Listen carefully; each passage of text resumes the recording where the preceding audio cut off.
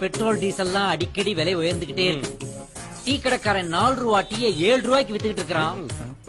கொஞ்சம் கூட சமுதாய அக்கறையே இல்லாம அந்த டீயை இப்படி ஆட்டி குடிச்சிட்டு இருக்கேடா. முதலாளி, நான் டீ குடிக்கிறதுக்கும் பெட்ரோல் டீசல் விலை உயரத்துக்கும் என்ன சம்பந்தம்? இந்த டீ என்ன பெட்ரோல் டீசல் போடுறாங்க? அட முண்டா பனியன் போட்ட முண்டமே, இதெல்லாம் உனக்கு ரவுண்ட் ட்ராலி போட்டு தாண்டா சொல்லணும். அதெல்லாம் ஒண்ணு வேணாம், ஸ்ட்ரைட்டாவே சொல்லுங்க கேப்போம். சொல்றேன்டா.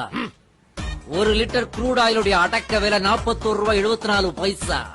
ஒரு பேரல்ல 159 லிட்டர் க்ரூட் ஆயில் இருக்கும். அத பதப்படுத்தினாக்க நமக்கு 166 லிட்டர் பெட்ரோலியம் ப்ராடக்ட் கிடைக்கும். அதுல 79 litre petrol, 40 litre diesel, 16 litre மண்ணெண்ணெய், 7 லிட்டர் எல்பிஜி கேஸ், மீதி 24 லிட்டர் அதர் ப்ராடக்ட்ஸ்.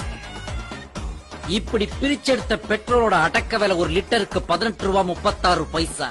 அதோட டிரான்ஸ்போர்டேஷன் சார்ஜ் 1 லிட்டருக்கு 6 ரூபாய்.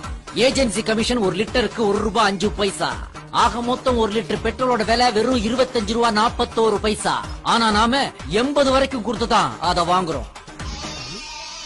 நீ குடிக்கிற டீக்கும் பெட்ரோல் டீசல் விலை ஏத்தத்துக்கும் என்ன சம்பந்தம்னு கேட்டியே?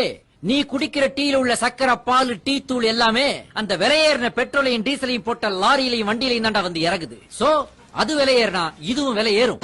நண்பர்களே, இப்படி இந்திய பொருளாதாரம் சிக்கி செதஞ்சி சின்ன பின்னமாகி சிதிலமடைஞ்சு கிடக்குதுன்னா அதுக்கு காரணம் இந்த மாதிரி பொறுப்பு இல்லாம